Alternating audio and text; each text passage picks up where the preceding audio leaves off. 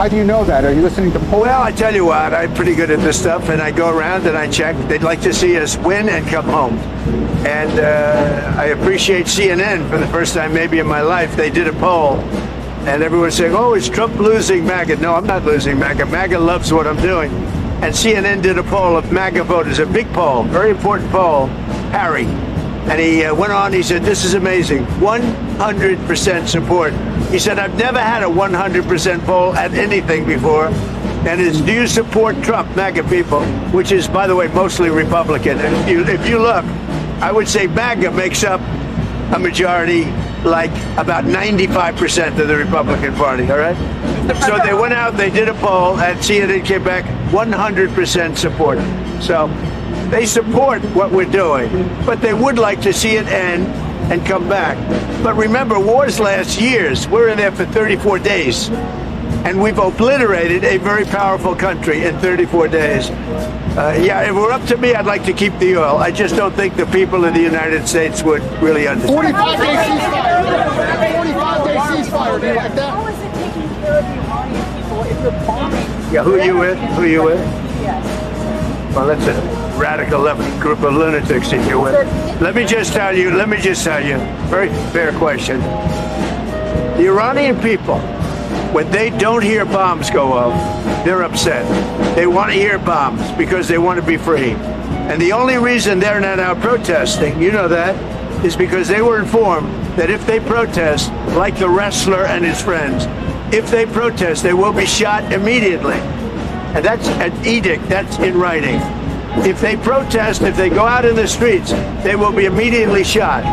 They don't have guns. You know, we sent some guns, but the group that was supposed to give, which I said would happen to my people, I said it, I called it exactly. We sent guns, a lot of guns. They were supposed to go to the people so they could fight back against these thugs. You know what happened? The people that they sent them to kept them because they said, what a beautiful gun, I think I'll keep it. So I'm very upset with a certain group of people, and they're going to pay a big price for that. But the Iranian people will fight back as soon as they know they're not going to be shot and as soon as they can get weapons. If they had weapons, not many of them, if they had weapons that would go in the other way, and you know what would happen? Iran would give up in 2 seconds because they wouldn't be able to take it. But in Iran, they have absolutely no weaponry, and they've been told point blank, if you come out to the streets, you will be killed. As of this morning, and we have this on pretty good information, 45,000 protesters have been killed. Pretty bad. Mr. Freeman, are you on board with a 45-day ceasefire? You said Iran has been obliterated. Why are we still having one? It's a big country. They can't fight back. They have no capability. I mean, they have some missiles left. They have some drones left, but essentially they have no capability. They had a lucky shot with an airplane, but we got them back out. The rescue was incredible. And it wasn't of one person, it was of two persons. There are those that say that's never happened before, because usually when you're shot down in strong enemy and deep enemy territory, you can't go after them because you'll end up losing 250 people to get one. So it's a terrible thing. But we had to make a decision. Do we do it or do we not? And we did. And, you know, we have some helicopters with a lot of bullet holes in them right now. Probably you know that. Now, I'm very honored to have rebuilt our military. We rebuilt our military in my first term. I'm using it in our second term. And we are the most respected country anywhere in the world with the greatest military anywhere in the world. Thank you. Thank you. So we have a news conference. You'll all be there, so you can ask the question in a little while. We have a news conference in a little while. What would you like to ask her? What she wants to say. Madam First Lady, can you tell us your message to children who find themselves in war? Well, all of this is happening for their future, so they will be safe in years to come. We're fighting for children that are now in a war zone. We're keeping them as safe as we can possibly keep them. But we're fighting for their parents, their grandparents. We're fighting for them. We're fighting for their future. And I will tell you, it was given to me loud and clear, the time the Iranian people are the most unhappy when you hear bombs all over is when those bombs stop. That's the problem. When they stop, because that means that, are they coming back? We want to have them back. And, you know, everybody knows it. Everybody sees it. So hopefully it could be over with quickly. Again, there are lots of different alternatives. We have many alternatives. We could leave right now and it would take them 15 years to rebuild what they have. We could leave right now. But I want to finish it up. Iran, ready, cannot have a nuclear weapon. They are lunatics, and you can't put nuclear weapons in the hands of a lunatic. Thank you very much.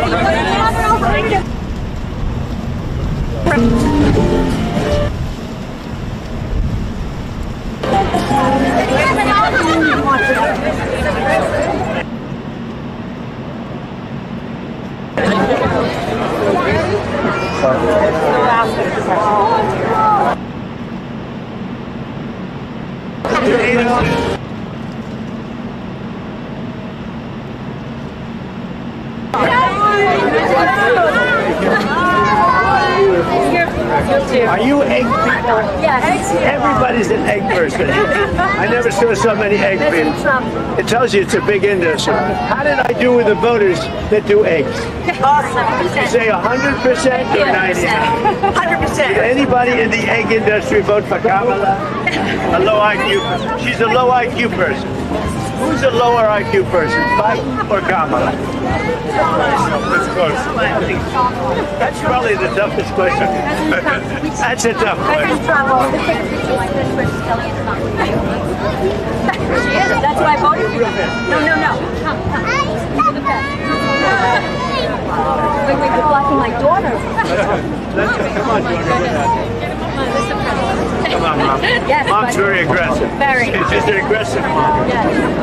Thank you. Take us away from the lens. Got it?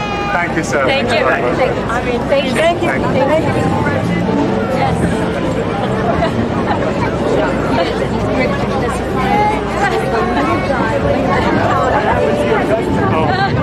President Trump, Emirates is the first one.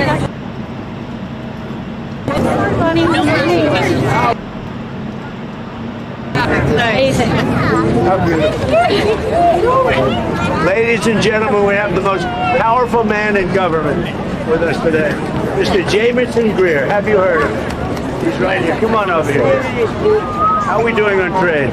Well, sir, we've exported more in the past 2 months. The United States has entered over $300 billion in January and February, the highest in American history of export. Thanks to this deal. Here. Thank you. This guy's good. Thank you. You doing okay? Huh? You want to say something? So your son will be impressed. Come on up. Come on up. This way your son's going to be impressed. He's high tech.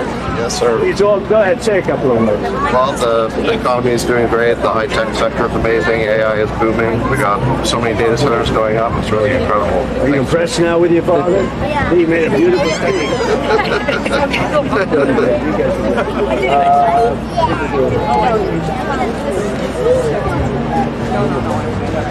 It's all of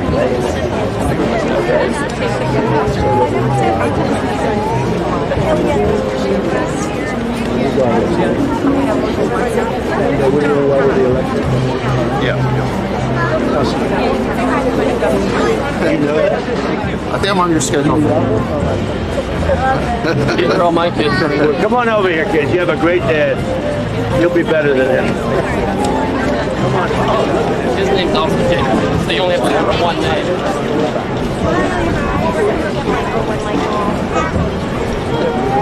I don't believe that. You're happy, beautiful. Sure. We loved your moving here. Thank you. Thank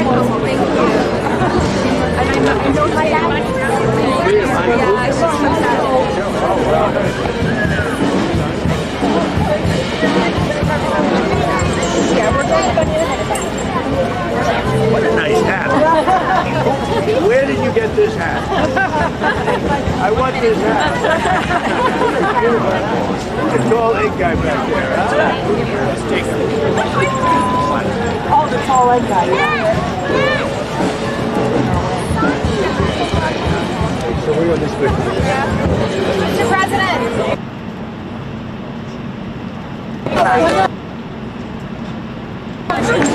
But I recognize that face. I recognize that face.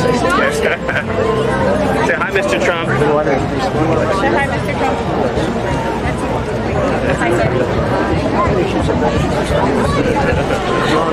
Happy Easter. Thank you.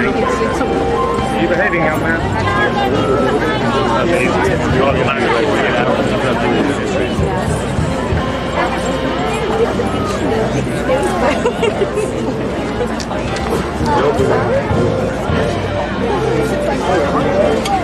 I love that. I'm serious. I can't get a hat like that. Look, it's even got.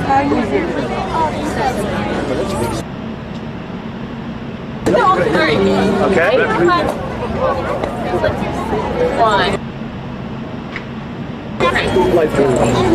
Ready, Jared? I don't even mind if it was used before. Are you ready?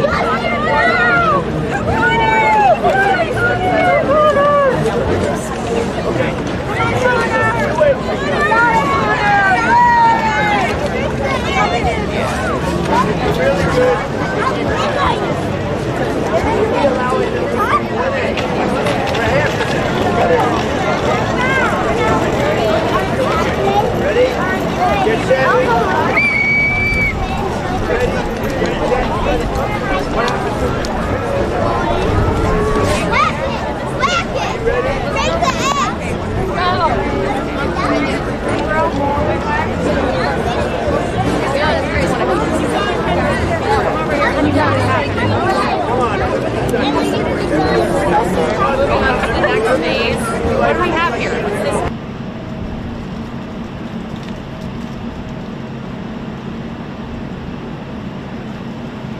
Let's give it to Oh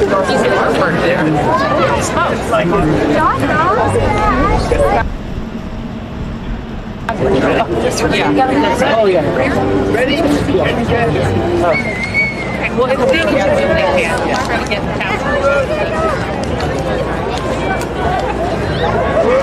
One more. Good job, buddy.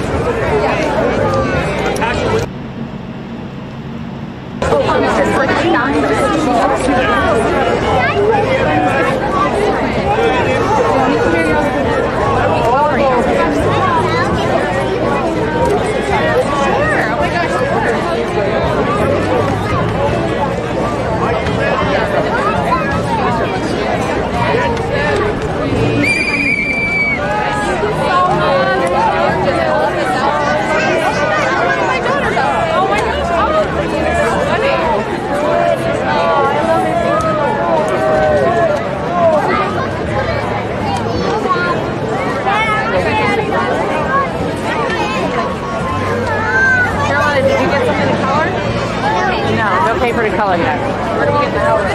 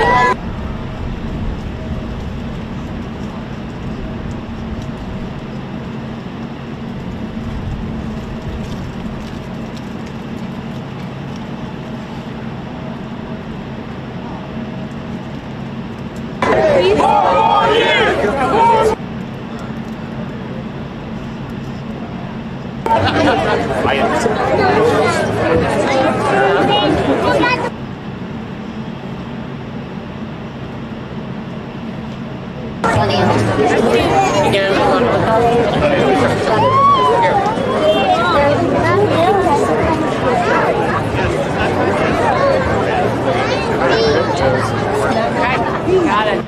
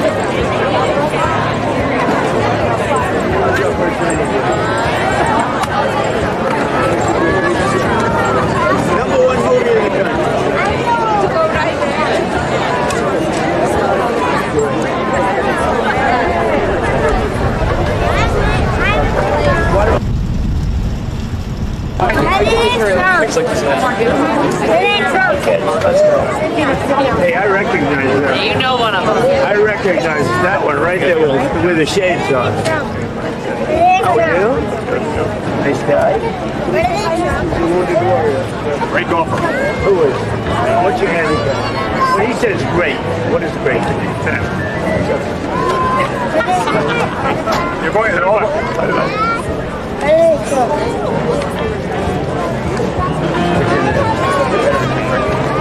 I made it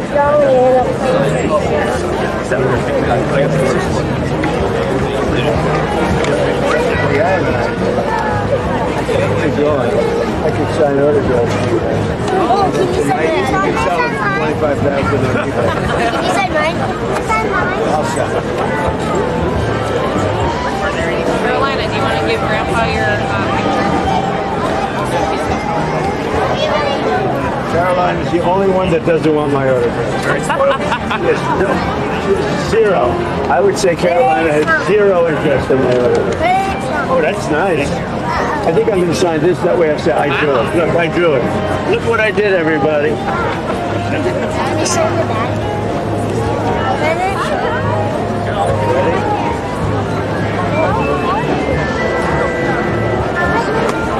If I would use the auto pen, he'd have an auto pen follower.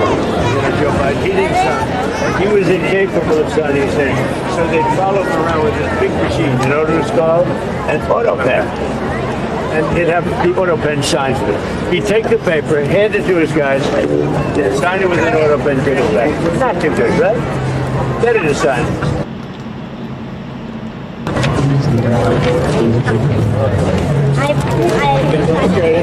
The pictures. I made Air Force. Who likes the pictures? Does anybody like the pictures?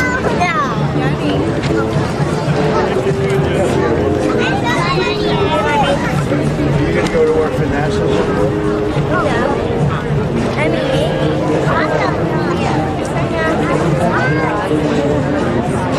made it for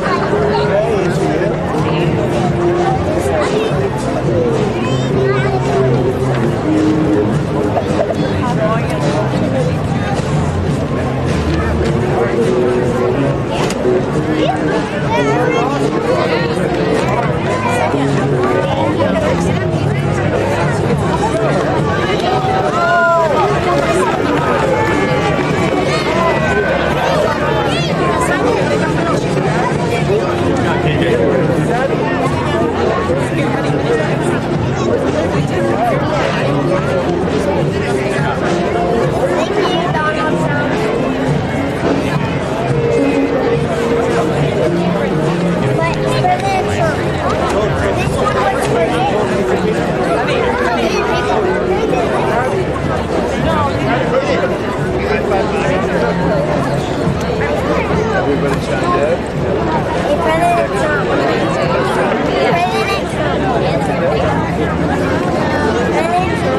See what I do? Look.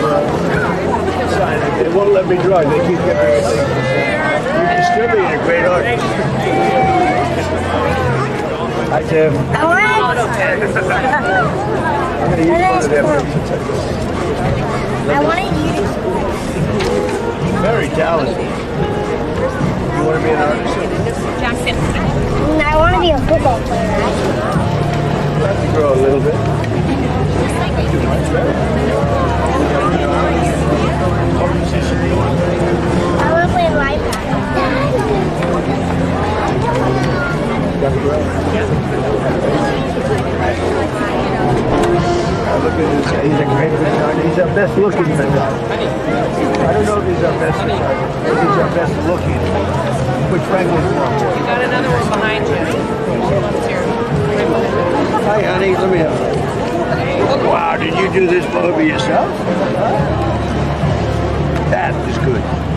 Sign it. Sign it, and you'll sell it tonight on eBay for $25,000.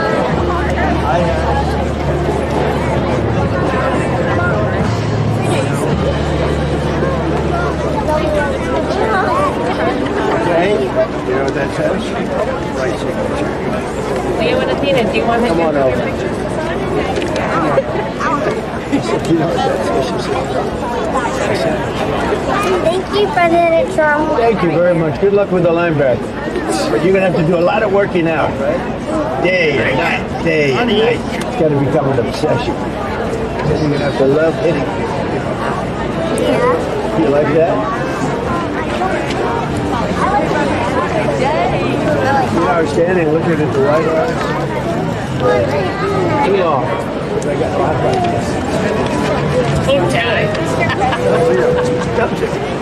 You're doing a lot already.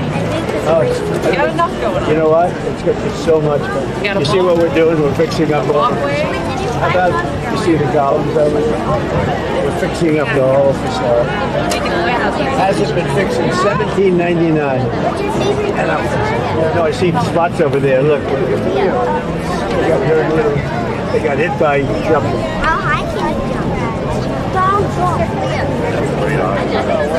Yeah, I'll be in charge of fixing Look, okay, ready? See the middle column? Okay? See the up right above the middle column? The two columns. Now go up a foot and a half to the, you see the broken piece of, you see it? It's broken. It should be like that. This is the White House. No, but you see what I'm saying? It's missing. It fell out 100 years ago, So man. the Easter egg girl gave you more things to do. No, but do you think anyone else would see that? See, I look at that, I say that's imperfect. You're a builder. I'm the best. You know who's got a good instinct? Eric. Luke, you have something for grandma? You want to sign a deck? Huh? You sign grandma next Oh, yeah. Turnberry. This egg is ready to break. If it breaks, I'm in trouble. I think we should get him another egg. Get another egg. This egg is better than this. Which is this? Right here. Honey, right here. Honey, take that. No, right here. That's your father. Right here. Is that guy here, the handsome guy? Yeah. Is that yours, huh? Yeah. So now you can say, I owe you. I owe you. Okay. Make America. Greatest phrase in the history of politics. Make America great again, right? But see, now it's great. So I have to say, keep America. Keep America. We brought the, we got new bags. These are not easy to sign. You have to always make one. Who do you make one like? The next thing he's going to do is bring over a golf ball. That's the hardest. He does want you to sign some golf balls for him. Golf balls are the worst. Mr. President, this is Josie, who is a senior. And came to our creativity event. She made a bracelet for you. Oh, that's very nice.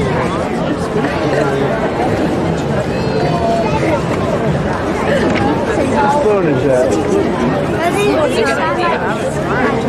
President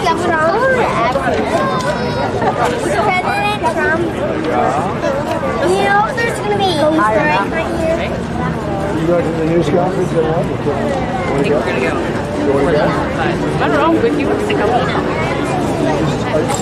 Go back? We're gonna fly back. 1 o'clock. What time is it now? It's 11:43. We want to go to the special. We've got about 10 minutes. No, this conference is at 1. The next meeting. The next meeting. Laura, you should go. You want to see Gonna be another good one. Who's that? Do you think the press liked it when they said 4 more years to cross? 4 more. The press, all the hats. and they don't realize that when I'm not here, they're going to all lose What are they their gonna job. do? No, they're going to lose their job. President Trump. You know if there's going to be an Easter egg right here? Stop that. So what's with the Easter egg hunt? Did it start here? That's my one. Tell us about the Easter. What's going on with the Easter egg hunt? Donald Trump. Thank you, honey. I agree. Okay, whose is that?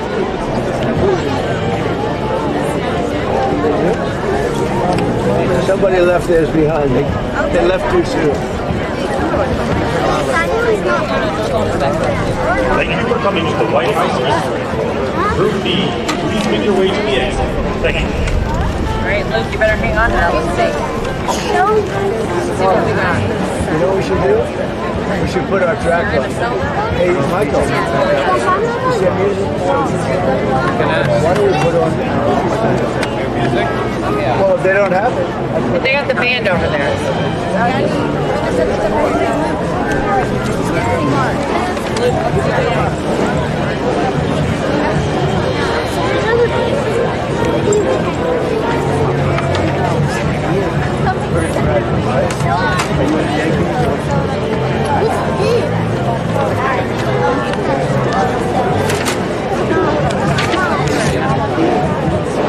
Get an egg glass if you don't do it.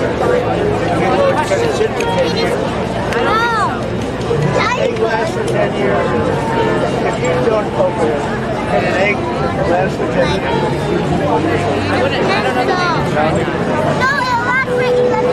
Starts to rot. You have to encase it. I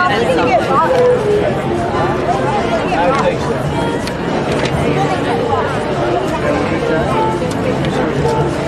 Whoa, that's good. Go. Come on, we're doing something else. Be like, get out from under the table. Yeah, like, we're gonna go do something else. Get out from the table. Can you find it? Go. Go. Go.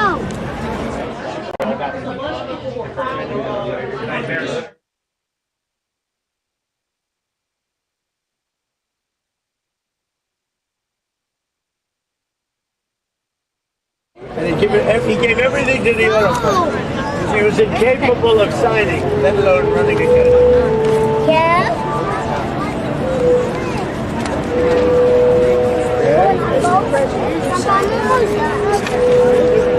Everybody has to. We need the music. Come on, get Michael moving. Come on, Michael. All right, Carolina and Adina and Leo. Oh my God. What are you, Daddy? You want to give it to Grandma? Daddy. Daddy, look. I know that.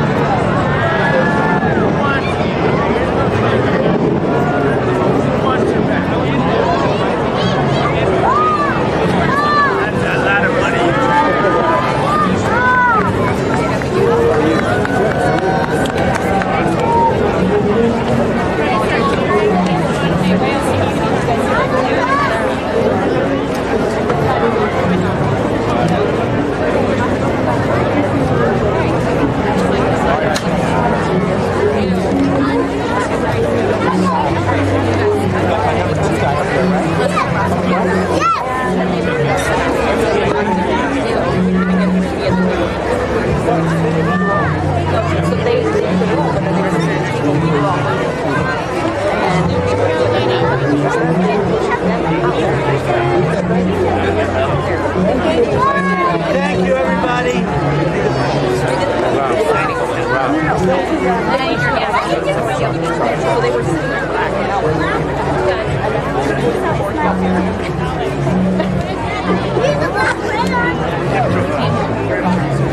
Bye, kids. Yeah, I'm gonna have them take a picture. Okay, so when you put that behind you, I guess you know, I want you to look at my phone.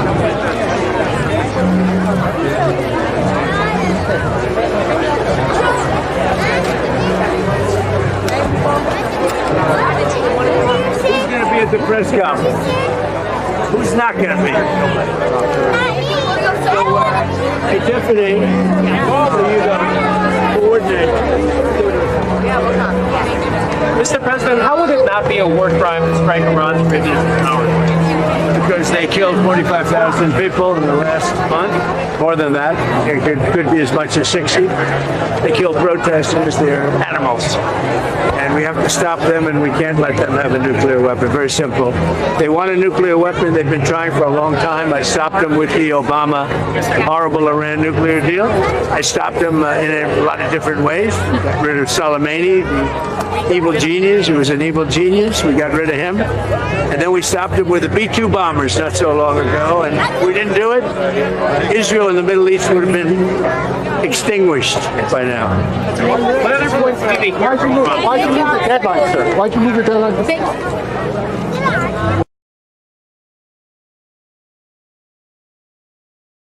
What, again? Take the chance. If they don't, it's trouble. Are you on board with the 40? Who you with? Huh? NBC. So bad. It's such a bad network. Such a pathetic. Is this your camera? You what? Fool? Go ahead. Definitely. 45 days ceasefire. On board with that. Just talking about 45 days. The reports this morning that mediators are putting forward a 45-day ceasefire. What The only one that's going to set a ceasefire is me. I haven't set any ceasefire. not on board? But they will. They'd like to have a ceasefire because they're getting obliterated. So we'll see how they behave. Okay. It seems like you're making progress.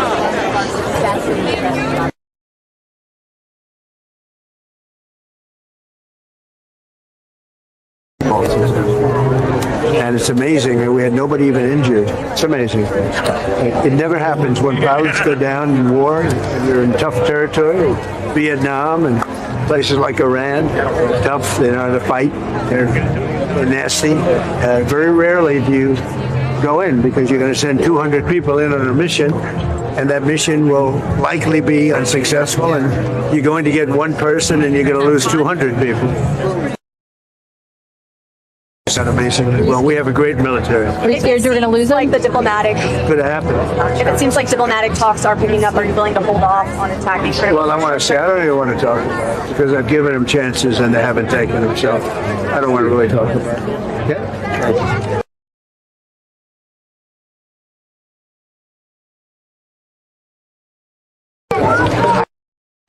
They've had plenty of time. In fact, they asked for 7 days. I said, I'm going to give you 10.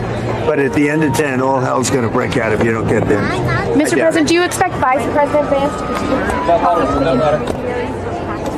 Well, he is, and we have Steve Woodcock. Jared Kushner don't care. They're all unified and they're all. Yeah. Do you expect the Vice President to be involved in an in-person meeting with officials? Could be. In the coming days? Could be. Could happen. What else do you hear from Rob? Do you have a message for the I love this man.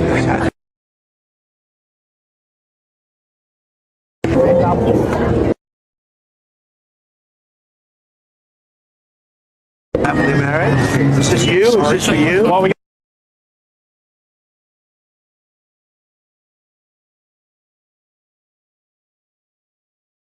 You've come a long way. Yeah. He's always been fair. Yeah. And he's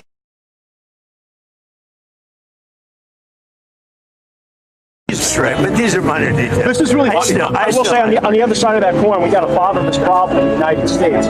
So many kids are growing up without a father figure. You combine that without the Heavenly Father being in a lot of their homes, that 1-2 punch is crushing a lot of these American families. Well, the second thing has a lot to do with the first. Bring your religion, and we have, you know. Resurgence in religion, and we like that. Mr. President, are you okay? I'm very good to see you. Let me use your real quick. Thank you, friend. You're going to talk about this.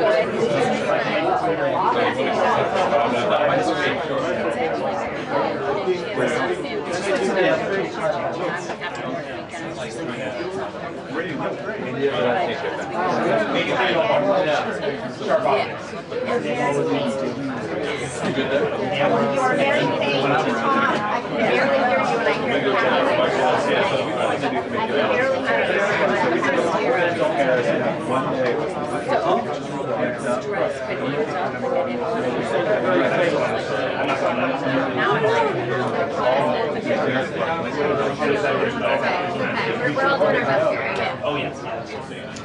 Yeah, who's on this? I go to all. Really see you. I don't want to be out there.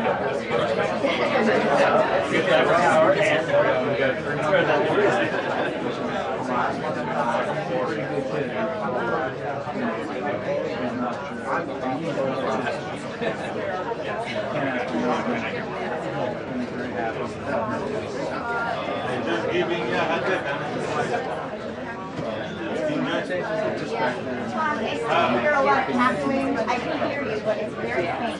Yes.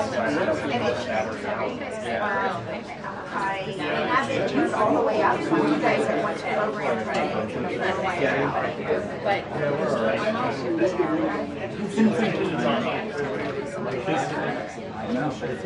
I do hear music.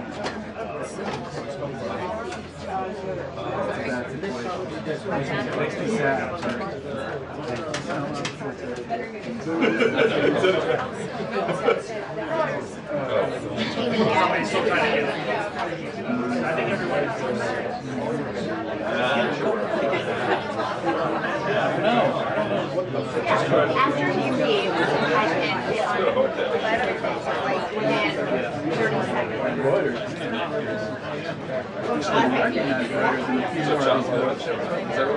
I'm going to take you out of my ear now.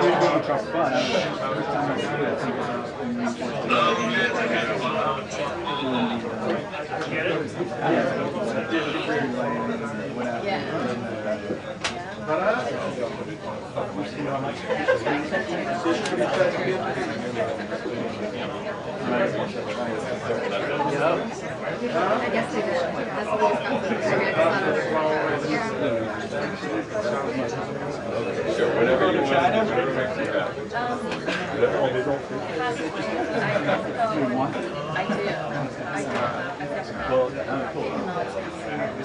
Yeah, it'll be in and out, right?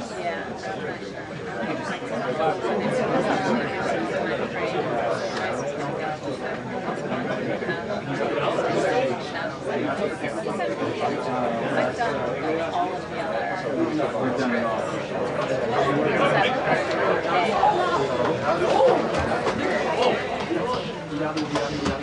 Thank you very much.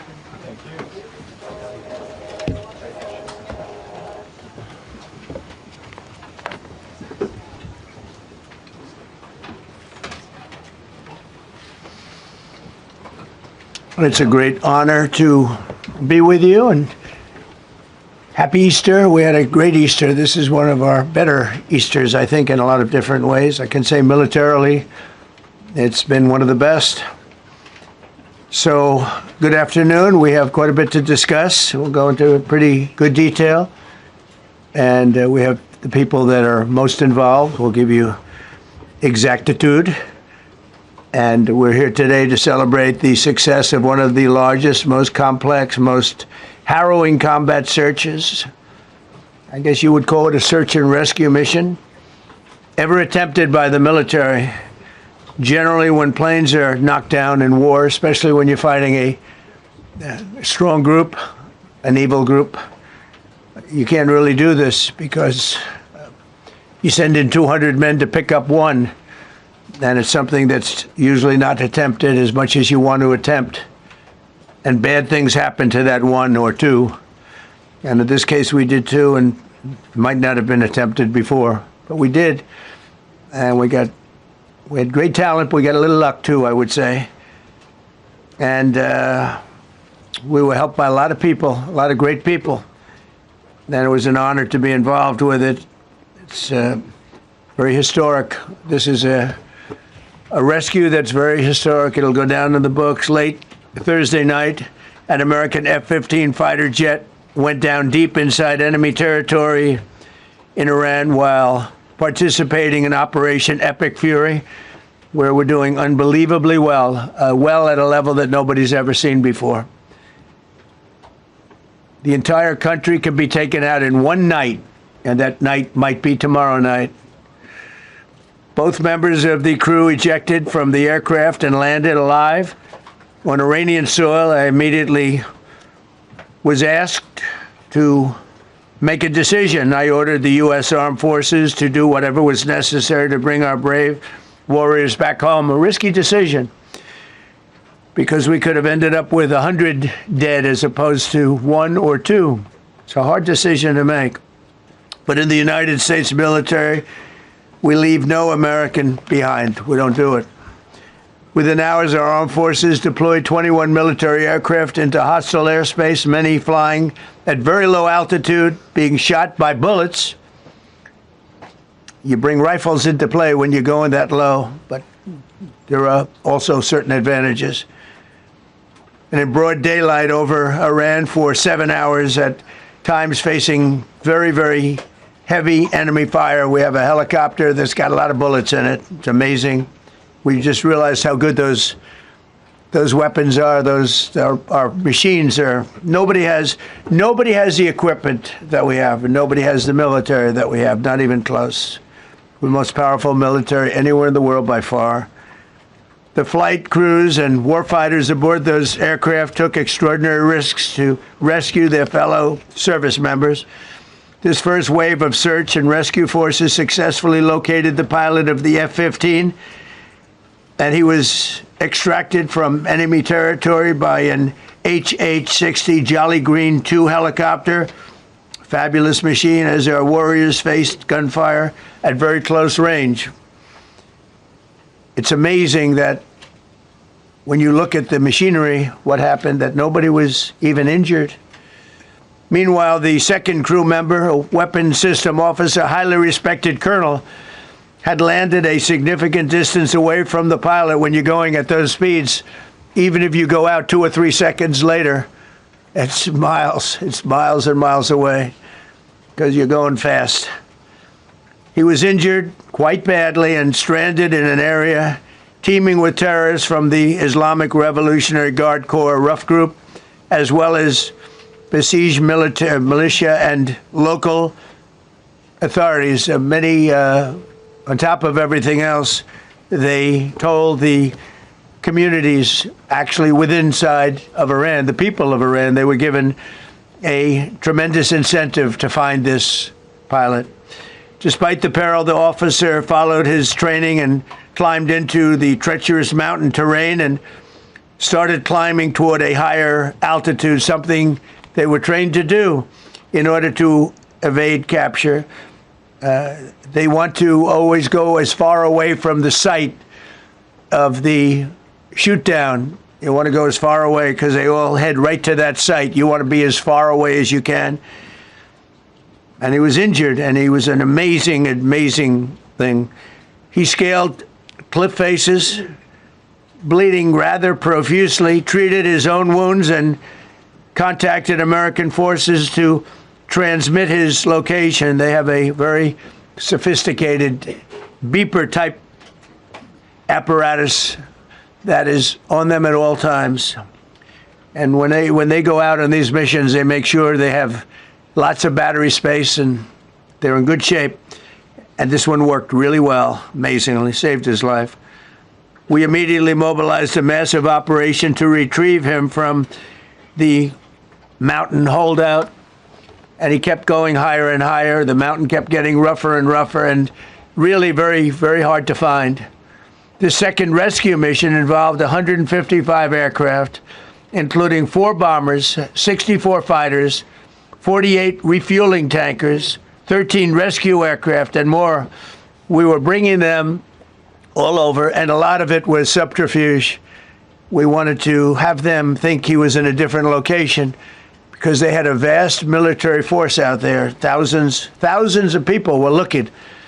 So we wanted them to look in different areas, so we were scattered all over like we were right on top of them. We had 7 different locations where they thought, and they were very confused. They said, well, wait a minute, they've got groups here, they've got groups there. It's an amazing thing. I was listening to these great people, these great generals. General Raisin Kane was amazing, and Pete Hegseth was amazing. But I listened to the whole thing. It was pretty amazing. So they had all these different sites where everybody thought he was located. We think we have him over there because they have 9 planes circling a little area that's 25 miles down the coast. So in a breathtaking show of skill and precision, lethality and force, America's military descended on the area, the real area, engaged the enemy, rescued the stranded officer, destroyed all threats, and exited Iranian territory while taking no casualties of any kind. The heroic F-15 weapon system officer had evaded capture on the ground in Iran for almost 48 hours. That's a long time when you're in tough shape and when you're bleeding.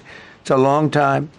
When we left, as you probably know, we had 2 large planes, pretty old planes that carried a lot. We needed a lot more equipment going in than coming out, obviously, because going in, we needed to be able to scale mountains. And we had a lot of equipment. But the sand was sandy, wet sand.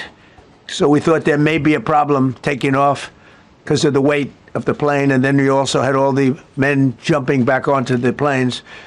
And they got pretty well bogged down. And we had a contingency plan, which was unbelievable, where lighter, faster aircraft came in and they took them out. We blew up the old planes. We blew them up to smithereens because we had equipment on the planes that, frankly, we'd like to take, but I don't think it was worthwhile spending another 4 hours there taking it off. So we didn't want anybody to have, we have the best equipment anywhere in the world. We didn't want anybody examining our anti-aircraft and other equipment. So these were large planes that were old and pretty old, and we blew them up. And we had faster, lighter planes come in, and they were able to land on the sand. We needed the bigger planes because we had so much equipment that we needed. We took 3 helicopters over there, which were very strongly used, and couldn't have lived without them. They did, and they performed unbelievably well. And if you'd see it, you wouldn't believe it. They came off the plane, and these guys had them. The rotors were off. They rebuilt these helicopters in less than 10 minutes. And that was one of the more amazing things. These are helicopters, small, unbelievably powerful, but small, very small, so it can get into certain areas. And they got them off the plane, and they rebuilt all three of them in a matter of less than 10 minutes. It's pretty amazing what the genius of these people. Who would think that? You'd think it would take 5 days to build them. And in some companies, it would take 5 days, and they wouldn't do it well. But they served us well. As Commander-in-Chief, I never forget the extraordinary risk taken by the warriors that we send into battle. And the genius, I mean, think of it, having a contingency of 3 planes waiting because we think the sand is so bad that we probably won't be able to take off. And the planes really got bogged. This was not much of a runway. This was a farm, not a runway. It's a farm, but it did the trick. But to have a contingency as opposed to having to wait 2 days, can you imagine right in the middle? This was central.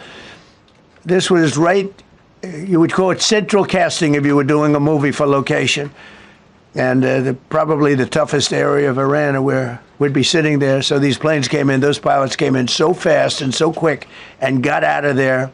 Everybody got aboard and just got 15-minute intervals. One load out, one load out, one load out. It happened, and we were watching, and we said, "That's amazing." It's in many ways, I was almost more impressed by the contingency that we had than the fact that if we would have had a runway or decent soil. But it was an amazing thing. But we thank God for every single one of them.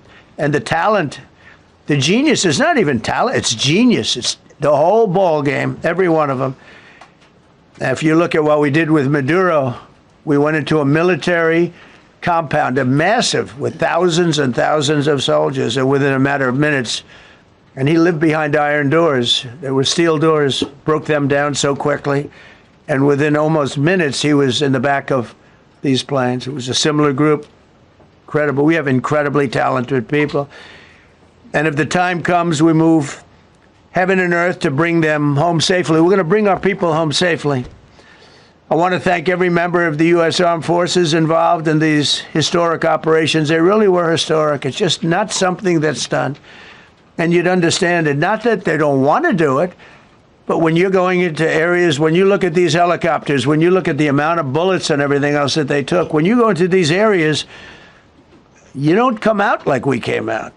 God was watching us. I tell you, well, it was the Easter, we were in the Easter territory, I guess, but God was watching us. It's amazing. Because when you look at the machinery, they took damage. It tells you, first thing I said is, these are unbelievable machines, how they flew back and not even much of a problem. But these 2 extraordinary rescues, because it was 2, and as you probably know, we didn't talk about the first one for an hour, and then somebody leaked something, which we'll hopefully find that leaker. We're looking very hard to find that leaker, and talked about there's somebody missing. They basically said that we have one and there's somebody missing. Well, they didn't know there was somebody missing until this leaker gave the information. So whoever it was, we think we'll be able to find it out because we're going to go to the media company that released it, and we're going to say, national security, give it up or go to jail. And we know who, and you know who we're talking about, because some things you can't do. Because when they did that, all of a sudden, the entire country of Iran knew that there was a pilot that was somewhere on their land that was fighting for his life. And it also made it much more difficult for the pilots and for the people going in to search for him. All of a sudden, they know that there's somebody out there. They see all these planes coming in. It became a much more difficult operation because a leaker leaked that we have one, we've rescued one, but there's another one out there that we're trying to get. So actually, the country, Iran, put out a major notice, you all saw it, offering a very big award for anybody that captures the pilot. So in addition to a hostile, very talented, very good, very evil military, we had millions of people trying to get an award. So when you add that to it, but we have to find that leaker because that's a sick person. Probably didn't realize the extent of how bad it was. I can't imagine that the person did, but we're going to find out. It's national security, and the person that did the story will go to jail if he doesn't say, and that doesn't last long, and I think everybody would understand it. They put this mission at great risk. They put that man at great risk, and they put the hundreds of people that went in looking for him, because everyone now knows that we're going in. Over the past 37 days, America's armed forces have carried out more than 10,000 combat flights over Iran, unheard of, striking more than 13,000 targets. The F-15 we lost last week was the first manned aircraft downed by the enemy in this entire operation, with thousands and thousands of flights. They got lucky. It was a lucky hit. You know, eventually you get lucky. But we got lucky, too, because we got both of them back. But it's a record that is unparalleled in the history of military air operations. Nobody's ever seen anything like it. It's such an honor to be involved with it.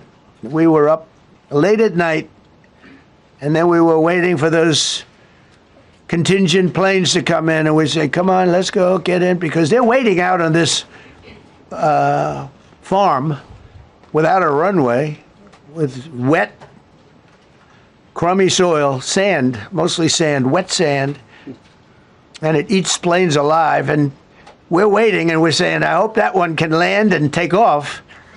And they came in like magic, boom, boom, boom, one after another. It was like genius. I'm so impressed by that. Because we were a little concerned. We said, boy, if they don't get in and get up fast, we're sitting in them. And that's called Iran Prime, right, General? That's where the whole bet is. And here we are sitting there waiting for a plane. But they came in so fast and so hard, and these guys knew exactly what to do. Let's go, come on, get in, let's go. Bwah. They came one right after another, not at the same time. They don't want to come at the same time. They had to come right after each other. They didn't have any room. There was barely any room to land. Tiny little patch of very wet earth and sand. So I'm so proud of the people that I have standing up here with me, and many others that worked. I mean, so many. Steve Witkoff's over here. He's doing fantastically. Jared Kushner. But the people that are here, the job they did is amazing. And I think I'm going to introduce the head of the CIA, and he is a man he's central casting, okay? If we cast a movie, he's going to play the head of the CIA. He's one of the few. John Ratcliffe, he did a phenomenal job that night. He did something that I don't know if you want to talk about it. If you want, you can. I'm not sure you're supposed to. I'm not going to talk about it. But the CIA was very responsible for finding this little speck. It's like they used an expression on one of the shows. A general was talking about, it's like finding a needle in a haystack, finding this pilot. And the CIA was unbelievable. And you may, if you can, you'll talk, it might be classified, in which case I'd have to put him in jail if he talks about it. And I don't want to put him in jail.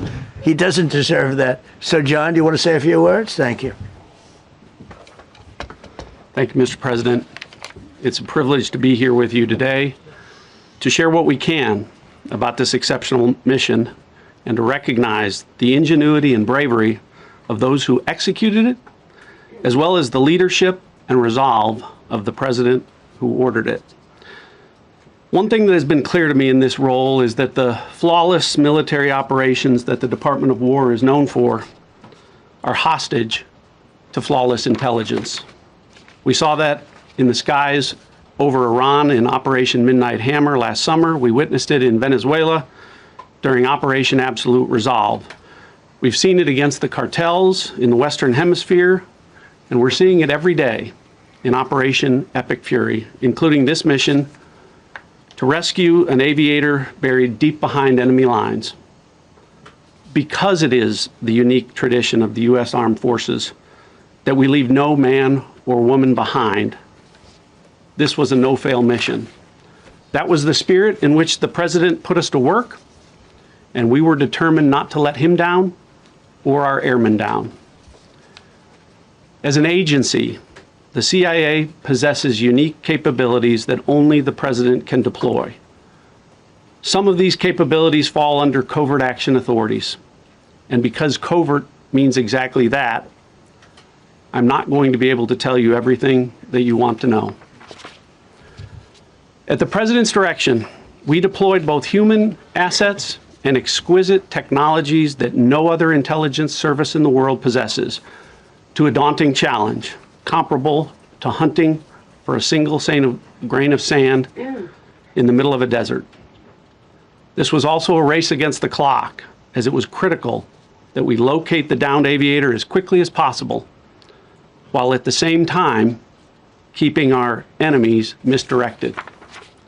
For that reason, in addition to the human and technical assets deployed by the president to find our airmen, CIA executed a deception campaign to confuse the Iranians who were desperately hunting for our airmen.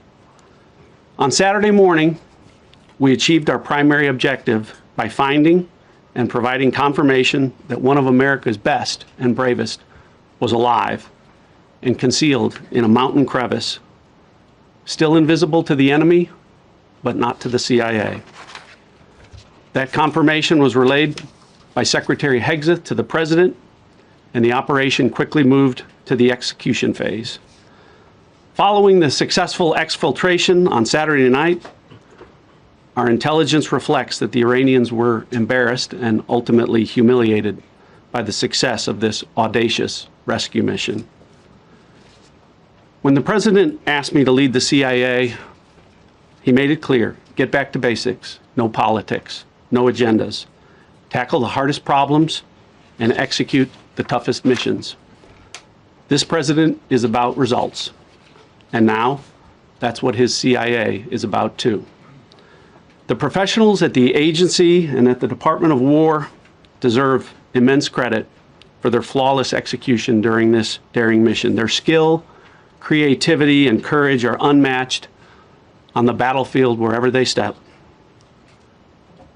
But none of that matters, and all of that is wasted without a president with the political courage to put them into action.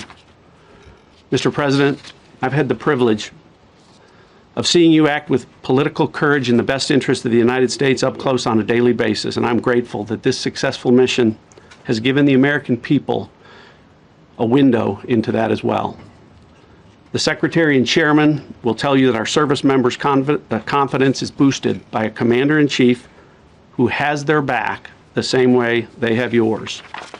And I know that the confidence of CIA's officers is boosted by the knowledge that their work is informing a president who's not afraid to make the hardest decisions when the stakes are highest. And to the American people, your confidence should be boosted by knowing that the security of the nation is in the hands of a president who's willing to take on problems that have confounded both sides of the political aisle for nearly half a century. It is an honor to serve under a leader who just proved that you can believe him when he says, no matter what, we will leave no one behind. We will come for you. Thank you. Thank you.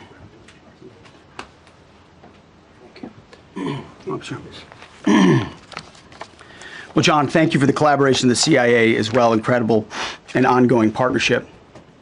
Ladies and gentlemen, fellow Americans, and especially the brave warriors in our armed forces, over this Easter weekend, the United States military has once again proved why we possess the greatest fighting force the world has ever known. In two extraordinary combat search and rescue operations deep inside enemy territory in Iran, our warriors executed missions of breathtaking skill, courage, and precision. When our warriors are unleashed, as this president has allowed them to be, they are unstoppable. When American airmen were down behind enemy lines, our forces and our president did not hesitate.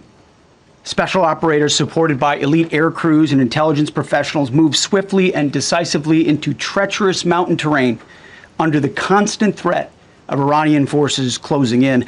Ultimately, it was an impotent Iranian threat. And today, as the CIA director mentioned, Iran's military, and we know this, is embarrassed and humiliated, and they should be. Now, these are not routine operations. They were high-risk, high-stakes missions conducted in the heart of enemy territory. This was not just barely into Iran. This was deep into Iran, involving coordinated strikes to suppress threats, deception tactics to protect our teams, and full synchronization across air, ground, and special operations. The Iranians are still asking themselves right now, how did the Americans do this? One downed airman evaded capture for more than a day, scaling rugged ridges while hunted by the enemy. When he was finally able to activate his emergency transponder, his first message was simple, and it was powerful. He sent a message, God is good. In that moment of isolation and danger, his faith and fighting spirit shone through. You see, shot down on a Friday, Good Friday, hidden in a cave, a crevice, all of Saturday, and rescued on Sunday. Flown out of Iran as the sun was rising on Easter Sunday. A pilot reborn, all home and accounted for, a nation rejoicing. God is good. Despite incoming fire and unforgiving conditions, our troops brought every American home. No American lives were lost. We leave no man behind, and that is not luck. It's the result of unmatched training, superior technology, an unbreakable warrior ethos, and sheer American grit. Our special operators, pilots, and support crews performed with near perfection under fire, and they were lethal. Just ask any Iranian soldier who dared attempt to get anywhere near that pilot before or during that mission. Death from above. Our troops turned a potential tragedy into a resounding demonstration of American resolve and capability. That's what excellence in uniform looks like. But make no mistake about it. None of this would have been possible without the courageous leadership and ironclad determination of President Donald J. Trump. From the moment our airmen went down, President Trump made it clear we will leave no one behind. The first mission, the first of two, was an audacious daylight thunder run right up the middle. It was authorized in less than 2 hours from that pilot going down when we knew where he was. And it was authorized in the middle of the night, because anybody that's worked for this man knows he's up in the middle of the night. Authorized immediately, without hesitation, audaciously. The second mission, as soon as we knew where that pilot was, and John was certainly helpful in that, also executed immediately. You know, I looked up at my screen when the final mission was complete inside our SCIF, our secure facility. And we have a running VTC, a running coordination cell. And the top of it read 45 minutes and 45 hours and 56 minutes. For 45 hours and 56 minutes, we held that call open for coordination. From the moment our pilots went down, our mission was unblinking. The call never dropped, the meeting never stopped, the planning never ceased. The president demanded rapid, decisive action. He backed our military with the full weight of his resolve, refusing to let enemy propaganda or tactical setbacks deter us. His leadership ensured that every lethal and non-lethal resource was brought to bear, that our forces had the authorities and the support they needed to succeed. When the president says he has the backs of our warfighters, he means it. And it means a great deal, and it's a big difference on the battlefield. President Trump understands that peace through strength is not a slogan. It is a doctrine that saves American lives. His unwavering commitment to rebuilding our military and restoring the warrior spirit has paid dividends in missions just like this one.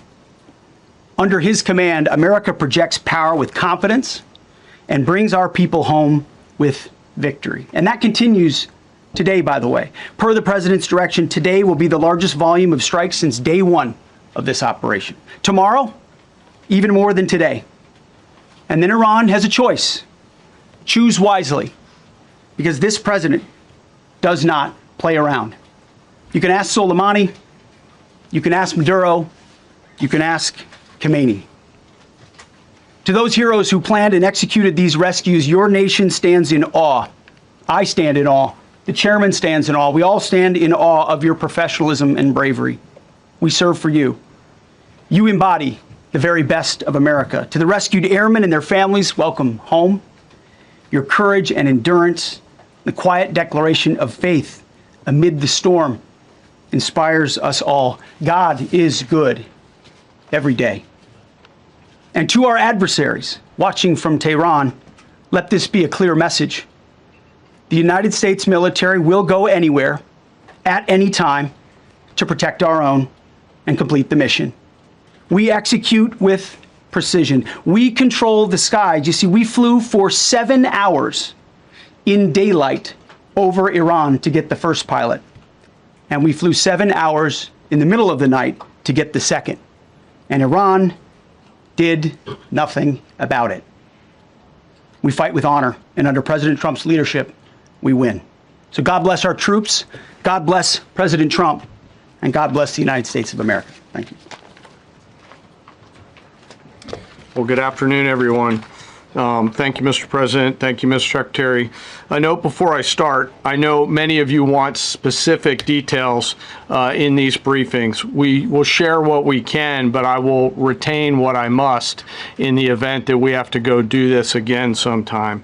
And I cannot stress the importance, as the President said, around operational security. The Secretary and I will do a more detailed briefing tomorrow morning, and we look forward to sharing the details that we can. On Thursday, 2 April at 10:10 p.m. Eastern Time, 4:40 in the morning, local Iran time, the Joint Personnel Recovery Center, which handles the Central Command area of responsibility, declared an isolated personnel recovery event for a U.S. Air Force F-15E Strike Eagle, call sign Dude 44, which was down in hostile Iranian territory. The pilot and weapons system officer had both safely ejected and were isolated behind enemy lines. Following confirmation of active rescue beacons and on the direction of the Secretary and by order of the President, a rescue operation was launched with the stated purpose of bringing both Americans home safely. As the Secretary said, several hours later on the morning after positively locating the front seater, call sign Dude 44 Alpha, and aware of an aggressive ongoing search by the enemy, a U.S. Central Command plan was approved by the Secretary and the President. Shortly thereafter, a U.S. Air Force Combat Search and Rescue Task Force, comprised of A-10 Warthogs in their Sandy role, and I'll describe what that is in a minute, HC-130 Combat King IIs, HH-60 Jolly Green II helicopters, and Air Force Special Warfare Airmen, a package comprised of combat rescue officers and pararescueman operators, audaciously penetrated enemy territory in broad daylight to find, fix, and recover Dude 44 Alpha from behind enemy lines. This was an incredibly dangerous mission, an incredibly dangerous undertaking, but a filled promise made to every American warfighter that you will not be left behind. We will always come find you, and we will always bring you home. Over the next hours, the Search and Rescue Task Force crossed the beach, entered into Iranian airspace, protected by a fighter strike package, and moved into the objective area, all under fire. En route, as some of you have seen on social media, the helicopters took gas off the C-130s and pressed onward and forward up into the objective area. While this was ongoing and out in front of them, the Sandy flight of A-10s and other remotely piloted aircraft, drones, and other tactical aircraft were violently suppressing and engaging the enemy in a close-in gunfight to keep them away from the front seater and allow the pickup force to get into the objective area. During this engagement, one of the Sandy aircraft, the one primarily responsible for communicating with the downed pilot, was hit by enemy fire. This pilot continued to fight, continued the mission, and then upon exit, flew his aircraft into another country and determined that the airplane was not landable. This was one of our A-10 Sandy aircraft. The pilot then made the decision to eject over friendly territory and was quickly and safely recovered and is doing fine. After picking up Dude 44 Alpha, the HH-60 Jolly Green fight was engaged by every single person in Iran who had a small arms weapon. And one of the aircraft, the trailing aircraft, took several hits. The crew sustained minor injury and they are going to be fine. A note for those of you that do not know what a Sandy does. Named after the flight call sign that did this very mission in Vietnam, flying A-1 Sky Raiders and A-7 Corsairs. A Sandy has one mission: get to the survivor, bring the rescue force forward, and put themselves between that survivor on the ground and the enemy. They are committed to this. This is what they live for, and this is what they've trained for over many, many years. The A-10 force and the rescue force did a fantastic job rescuing Dude 44 Alpha. He was recovered Friday afternoon. As I said, and the nation needs to know this, this was an incredibly brave and courageous mission, and a testament to the courage, skill, and tenacity of the joint force and our leaders. And especially a daylight option, having the guts to try, means so much to so many. Meanwhile, the backseater, as the President and the Secretary have said, had continued to work and survive. Through the hours of daylight, Dude 44 Bravo, the backseater, evaded.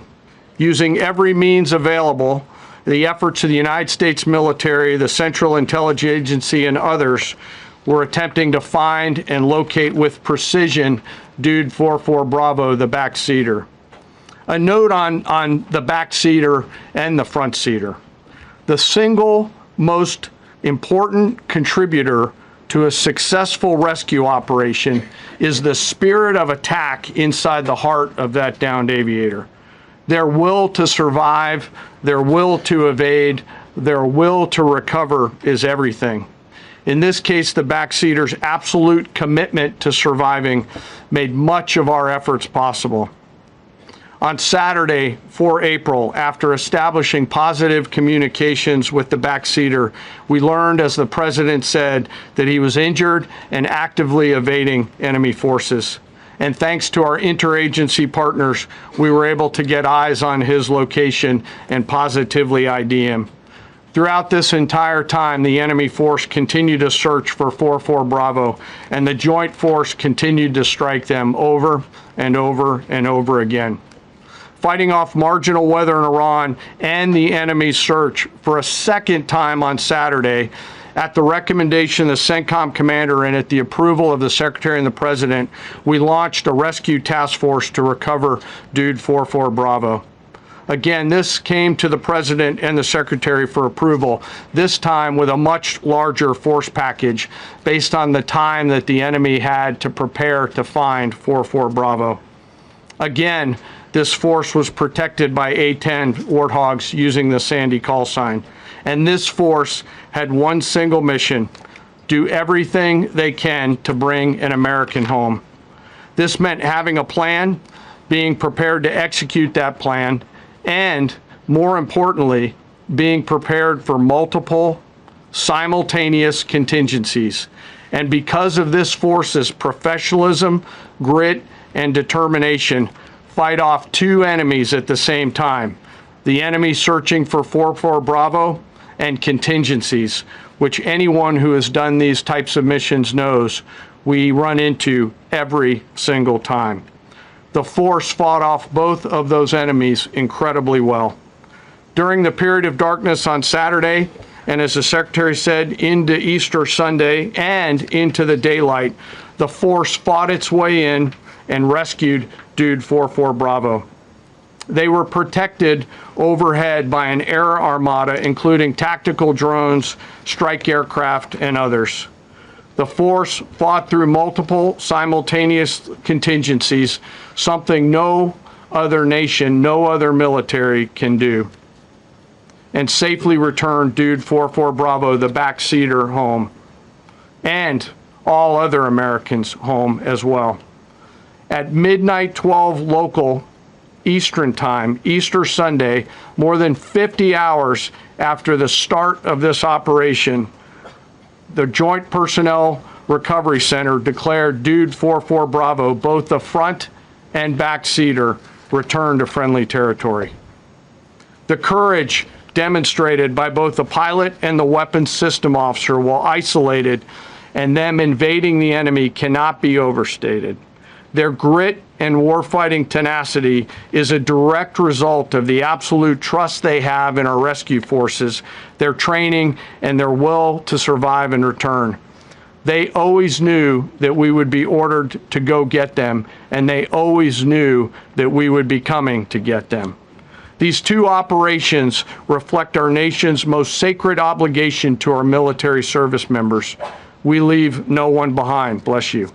It also perfectly captures the first truth of our special operations forces, that people are more important than hardware. That is the standard we live by, and the rescue forces that execute these missions operate under a clear motto: these things we do that others may live.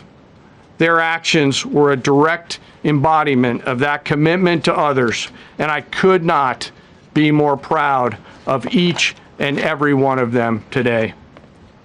As the Secretary said to our enemies, this operation serves as a clear reminder of the capability and will of America's joint force. The United States of America will recover our warfighters anywhere in the world, under any conditions, when we want to. We will always bring overwhelming skill and firepower. To every member of the joint force, our interagency partners, the leadership at CENTCOM, and our leaders at the department and above, thank you.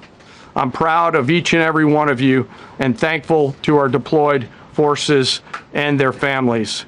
And lastly, and most importantly, to Dude 44, welcome home. Job well done.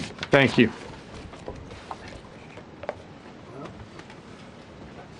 Pretty amazing.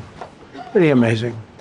And these two gentlemen have been, from day one, they've been perfecto. You know, I got to know General Kane in my first term because he was able to take out ISIS in 4 weeks instead of the 4-year projection that was given to me by other much lesser generals. And I said, you know, if I ever do this again, that's going to be the head of my Joint Chiefs of Staff.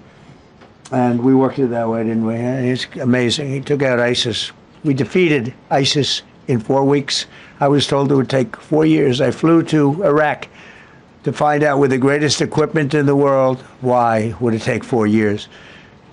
And he told me, sir, it won't. It'll take 4 weeks and you'll have time left over. And that's exactly what happened. So he's great. And Pete, all I can say is that he was treated very unfairly. And now those same people that treated him unfairly, that fought against him, that called me up saying, what a great choice he was. They said, well, what happened during his nomination? What happened to you?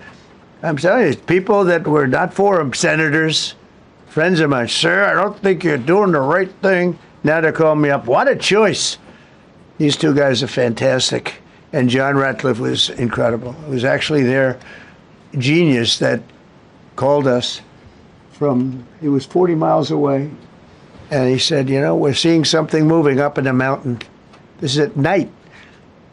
And they kept the camera on him for 45 minutes. It wasn't moving. And they said, you know, probably wrong, but we're seeing something moving. This is a vast mountain, vast, thick, with bushes, trees. He said, we see something moving 40 miles away. It was the head of a human being, I'm telling you, it's moving. And then all of a sudden, 45 minutes later, he moved a lot. Stood up, and they said, we have him. And that was really the beginning of something incredible. We had an idea where he was, but not specifically. That's a big mountain. So I want to thank the CIA, too. I don't think they get enough credit for the great job they've done. Yes, please. Thank you very much, Mr. President, for this great opportunity. Country, it has super army. You make a difference, Mr. President. Thank you for your greatest leadership. Thank you. I have two quick questions, Mr. President. What was your reaction when you learned that Kurdistan region had resumed exporting oil to the international market with your support as United States of America? Well, I expected that. We've gotten along with the Kurds for a long time, so I expected that. Another question, what would be your reaction if the Iranian people rise up against their regime during a ceasefire, Mr. President? Well, they should do it, but again, the consequences are great. I mean, they were told if you protest, you will be shot immediately. You saw what happened to the young wrestler. He was a great champion, by the way. He was a great wrestler, one of the top in the world. And he and his two friends were hung. And all they did was say a little bit about liberty. They wanted liberty, and they were violently executed. But the number is up to probably 45,000 people were killed. So, you know, when somebody stays in a house, when they know if they walk out of the house to protest, they'll be immediately shot and killed. And they issued that, you know, that was publicly issued. It's not a secret. That's why so many people say, oh, well, why are you doing this way? We can't let Iran have a nuclear weapon. You know, we got regime change. We do. We're dealing with a much different regime than before. We're dealing with different people. They're smarter. I think they're sharper and far less radical. We have regime change, but we didn't do this for regime change. We did it for the fact, and my view was very simple. I saw somebody said, oh, he doesn't have a plan. I have the best plan of all, but I'm not going to tell you what my plan is. You know, they want me to say, here's my plan. We're going to attack at 9:47 in the morning, and then we're going to do this, and then we're going to, and if you don't do that, they say, I have a plan. These people know what the plan is. Everybody here knows what the plan is, but it's very unfair to say, because I don't mind being insulted. I've been insulted for many years by the fake news, but you can't. It's so bad for people that are so you just saw two great, and John Ratcliffe, three unbelievable people. They have a plan. Every single thing has been thought out by all of us. But I can't reveal the plan to the media. So, you know, but we're just thrilled by the success of this operation. Yes, please. Thank you, Mr. President. You've said Iranians would be mad if you stopped these attacks, but why would they want you to blow up their infrastructure, to cut off their power? Wouldn't that be punishing Iranians for the actions of the regime? They would be willing to, and it's suffering, they would be willing to suffer that in order to have freedom. The Iranians have, and we've had numerous intercepts. Please keep bombing. Bombs that are dropping near their homes. Please keep bombing. Do it. And these are people that are living where the bombs are exploding. And when we leave and we're not hitting those areas, they're saying, please come back, come back, come back. These are the people. I don't know what they do. All I can tell you is they want freedom. They have lived in a world that you know nothing about. It's a violent, horrible world where if you protest, you are shot. Remember the great woman protests where they had 400,000, 500,000 women, and they were all enthused and they were going to protest, and everybody said, oh, the regime's going to come to an end. And then all of a sudden, boom, boom, 5, 6 different areas. A woman would go down right between the eyes. They had snipers. They had 5 snipers. That's all it took. And those 400,000 or 500,000 women said, oh my God, what's that? Oh, look over there, what's that? A woman shot right between the eyes. And after 5 or 6 of them go down, then you start hearing the purr through the vast number of people. And then they said, oh my God, who would do that? And they're incredible people, but they've lived so horribly. They've lived so horribly. You know, Iran was a great country if you go back 25 years ago or so. The Persian people, they're incredible, smart, brilliant actually. And I know so many. I know coming from New York, originally, I know so many people from around. They're incredible people, incredible energy, and very, very brilliant people. But when you're standing in a group and protesting, and you have a woman, in the case of a woman, remember the Great Woman March. Everybody was saying, "Oh, this is the end of the country," and then snipers selectively picked. Every single one was shot right between the eyes from a long distance. They were on top of buildings.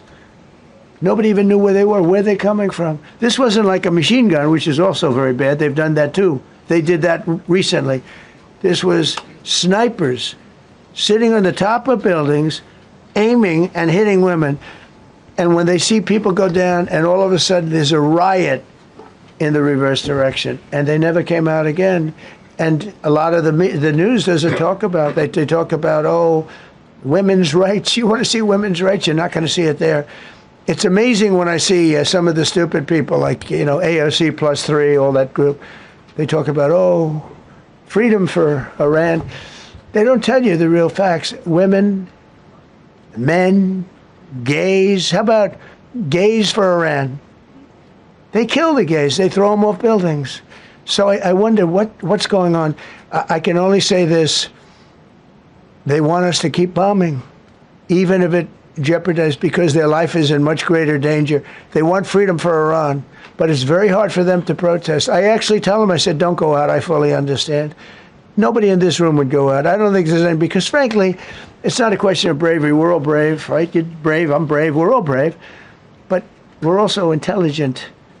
If you have people shooting at you, expert shots with the best rifles you can get, and hitting you right between the eyes every single time, and you're looking here and you're seeing and you're looking here, you're out of there. I don't care who it is.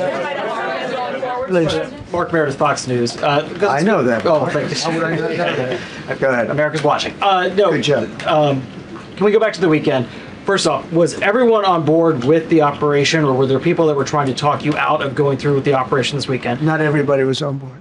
Somebody else within? No, there was military people, very professional, that preferred not doing it. These two were totally on board, which was very important. They weren't, it would have had a little difficulty. But no, there were military people that said, you just don't do this. You don't go into the heart of a very powerful military. This is, hey, you have countries and countries. You have some countries where military is not their strong suit. This whole thing is militarized like nobody's ever seen before. Half the people are wearing uniforms.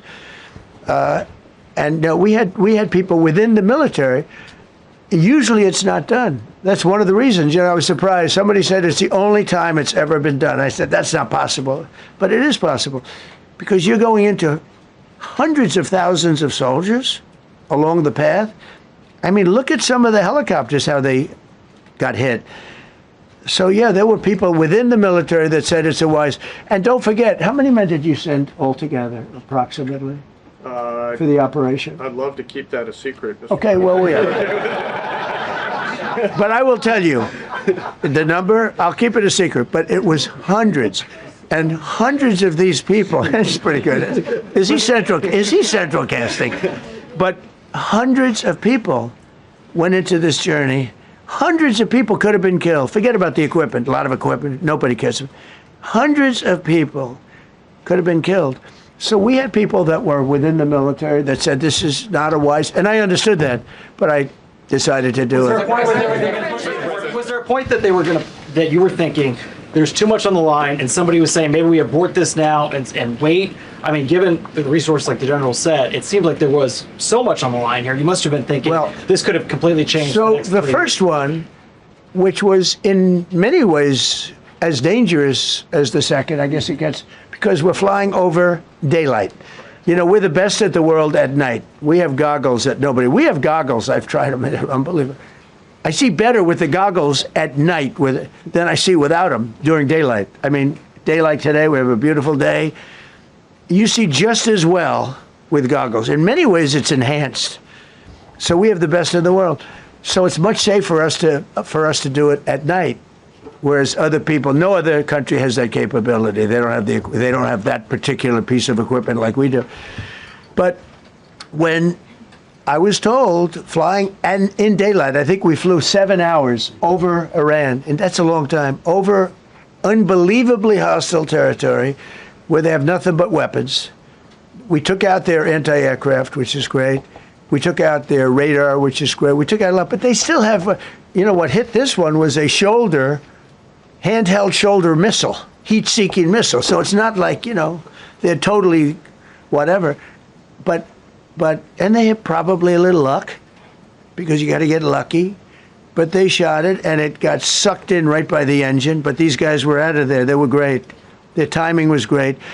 But no, I was told that this is a very dangerous mission. I understand. They didn't say it's a foolish mission. They said, we're going to be sacrificing hundreds of people do this. This is, you have tankers that are flying over this area so that because the flight was so long, they had to refuel. It's a very dangerous mission. I just felt it was worth it. If you would have told me that we would have been successful, gotten both, and nobody was even essentially injured, I would have said that would be impossible. Yeah, please. Mr. President, thank you very much. Thank you, sir. We'll come back to you. Okay, thank you. Given that you are now dealing, you say, with a more reasonable, less extreme leadership in Iran, what does that mean for the protesters, for the human rights movement in that country after this conflict? Well, what's your positive. expectation? Yeah, if they assume control, if we do something and they assume control, I think it's very positive, a big step. I don't think you'd see the radicalization that you have seen in the last. Look what happened. Women are being executed because they're not properly clothed, they say. They're not properly clothed, and they execute the women. They shoot them right on the street. No, you have a much different group of people. Now, I'm not saying we are dealing with them. Essentially, they have till 8 o'clock tomorrow night, Eastern time. But we are dealing with them. I think it's going well. Mr. Witkoff is here, and JD's involved in the dealing. Mr. Witkoff is sitting right here, and I think it's going fine, but we'll have to see. You have to understand, we've been dealing with these people for 47 years.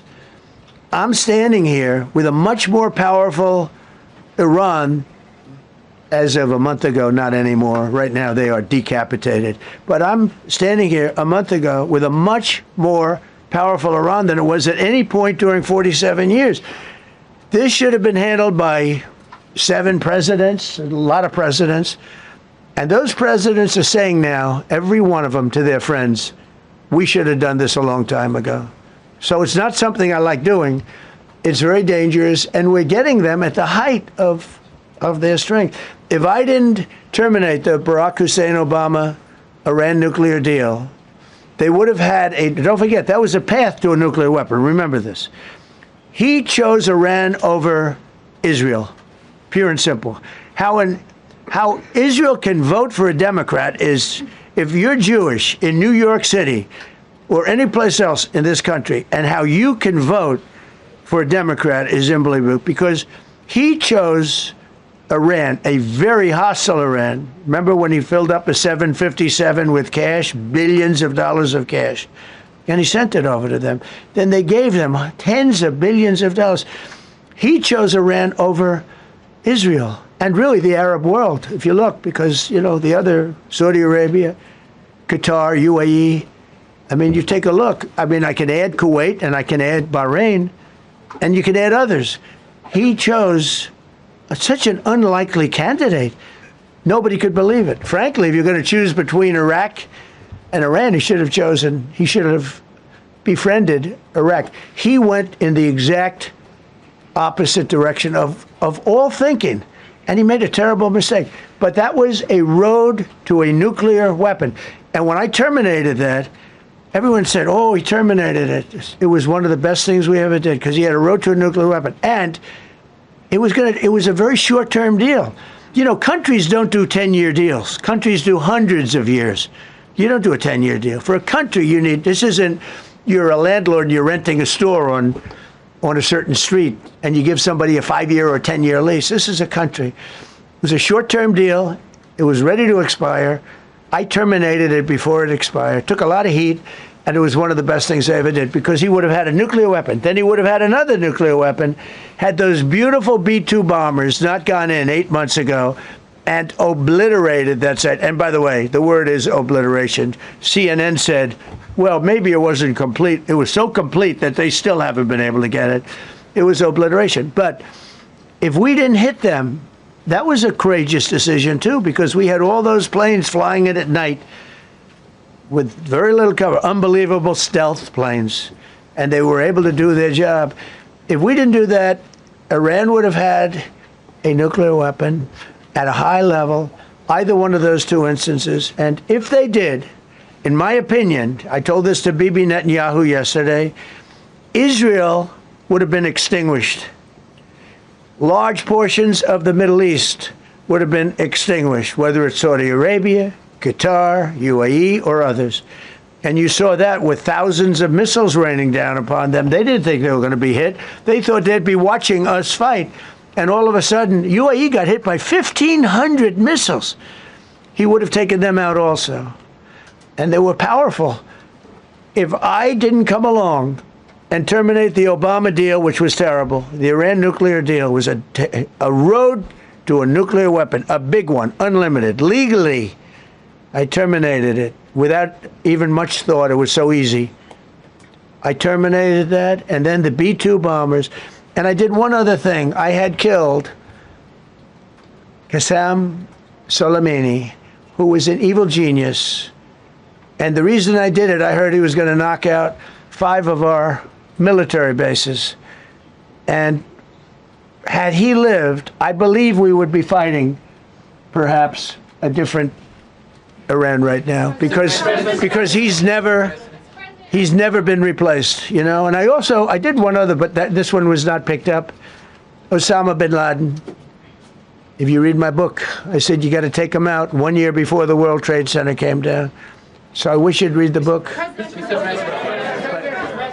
But you, as a president, to be a good president, I believe you have to have good instincts. And a lot of this is instinct. Yeah, please. Thank you so much for taking my question. Mr. President, last week you suggested that Europe should take the lead on reopening the Strait of Hormuz. Has circumstances changed now that you're issuing a direct 48-hour ultimatum? And secondly, would a new ceasefire include Israel, or would it just be between Iran and the US? I can't talk about ceasefire, but I can tell you that we have a active, willing participant on the other side. They would like to be able to make a deal. I can't say any more than that, but they're like You've listed the goals. Excuse me. Please, go ahead. You've listed the goals. Who you with? Who you with? My name is Diyar Kurd. I'm with the largest Kurdish media outlet, Ruda Media Network. It's based in Iran. Go ahead. Mr. President, you said before that you don't want the Kurdish forces to enter Iran and be harmed. Do you still want them to stay away? Or what role do you expect them to play now? I'd rather have them stay away. And then I'd rather have them stay away because I think they bring with them some problems and some difficulties. And I don't think they bring death, to themselves. But I'd rather have them stay away. Go ahead. Thank you, Mr. President, for the question. Deliberate attacks on civilian infrastructure violate the Geneva Conventions and international law. Who are you with? I'm with the New York Times. Zolan from the New York Times. Are you failing? Are you concerned? Circulation way down at the New York Times. Are you concerned that your threat to bomb power plants and bridges amount to? No, not at all. No, I'm not. I hope I don't have to do it. But again, I just said 47 years they've been negotiating with these people. They're great negotiators, and because they're not going to have a nuclear weapon.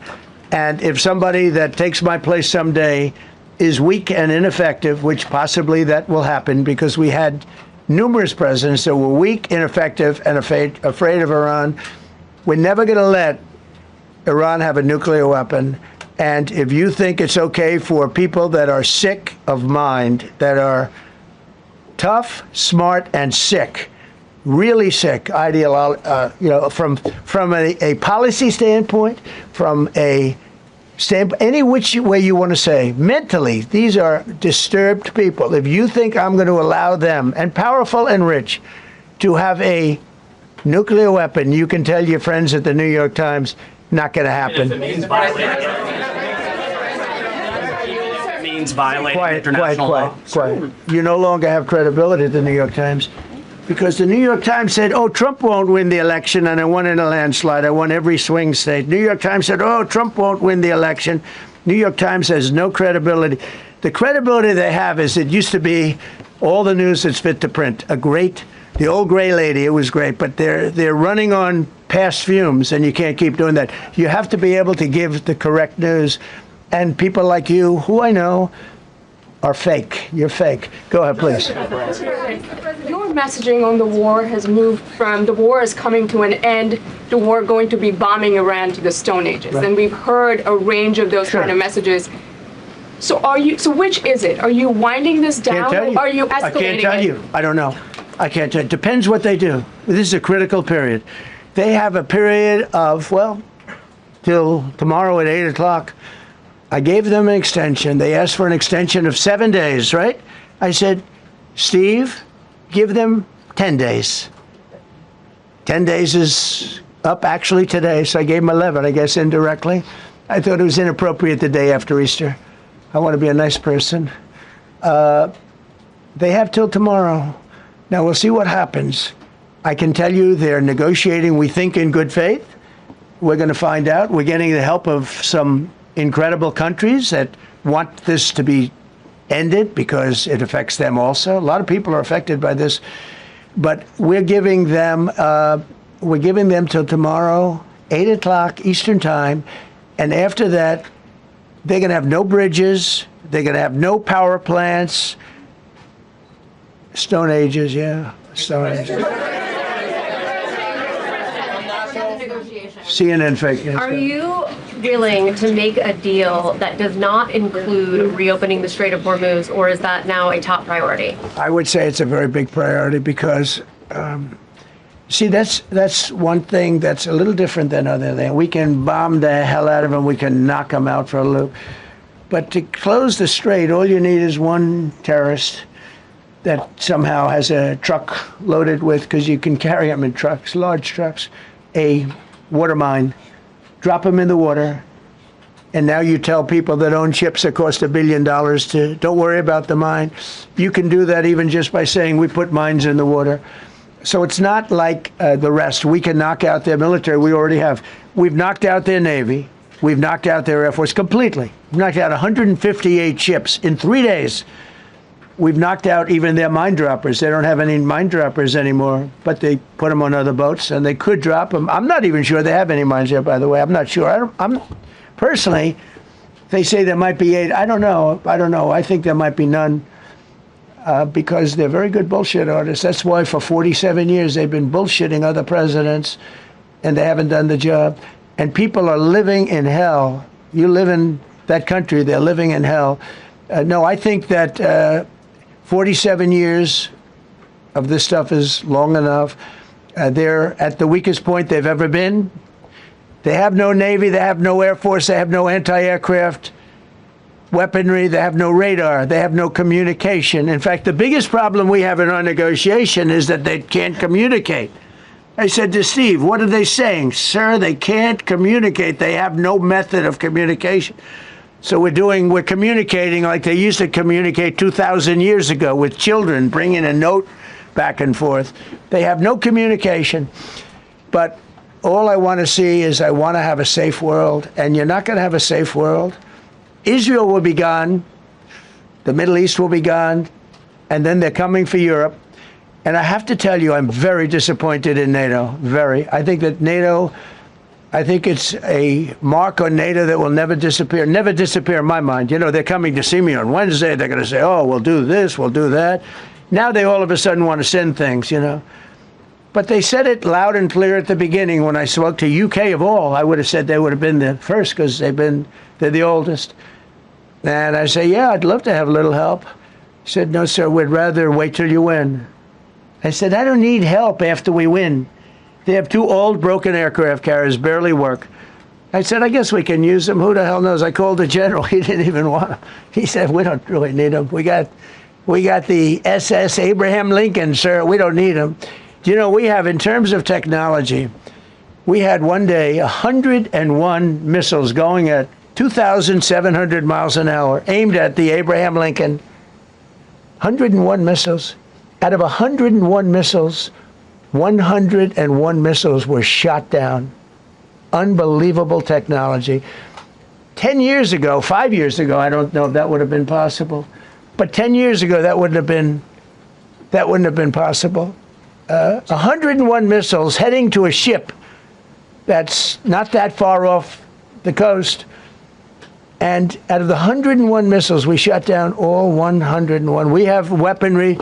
The Patriots are unbelievable. We have weaponry that's unbelievable. Yeah. Go ahead, please. Yes. Thank you, Mr. President.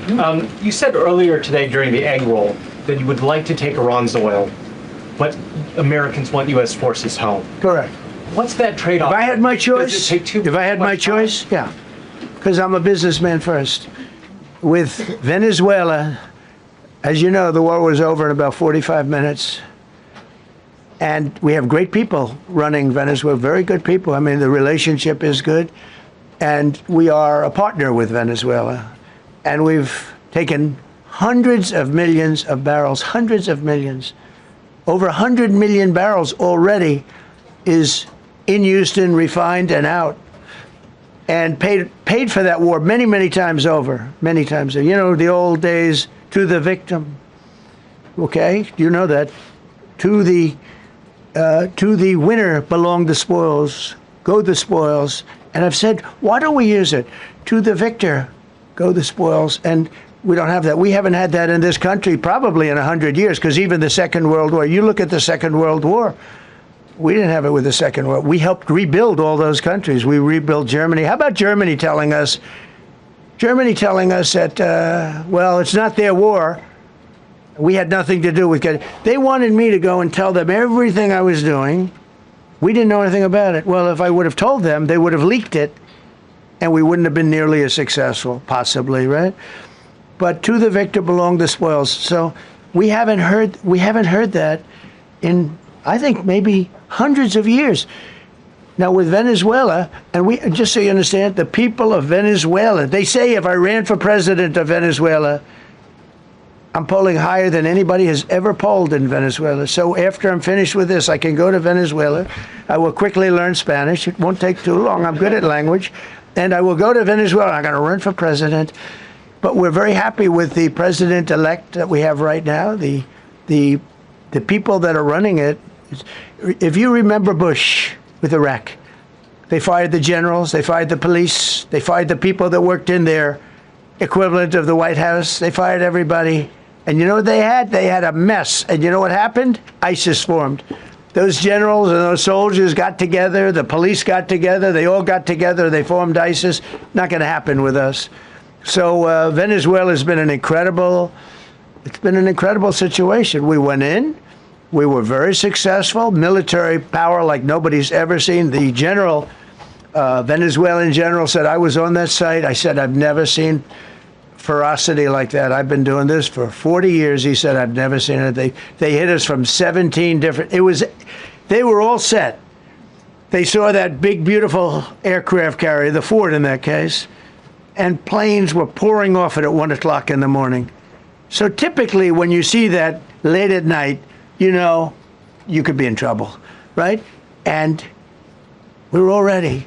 They had their equipment, it was Russian, and they had Chinese equipment. It was all set. They were going to give us a fight. He said, and then they came, and they came at speeds like we've never seen.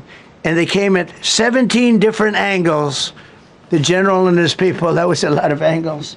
They hit him from every angle. He said, we knew it was over in 3 minutes. We were waiting for them. Their equipment didn't work. And there's a reason it didn't work. Someday we'll explain that to people. They pressed the button, nothing happened. They pressed it again and again, nothing happened. And he said, we knew this whole thing was over in 3 minutes. We've never seen any, he used the word ferocity. The ferocity of these planes from 17 different angles, and it was over. They went inside. And remember, that was on a military base with thousands of soldiers. And those soldiers looked and they said, get the hell out of here. Thousands. We didn't have thousands. We had like 200 people. So we have a great military. And I'll tell you what, somehow this rescue captured the world's attention, more so than normally. You're talking about 2 people. But this rescue captured the world's attention.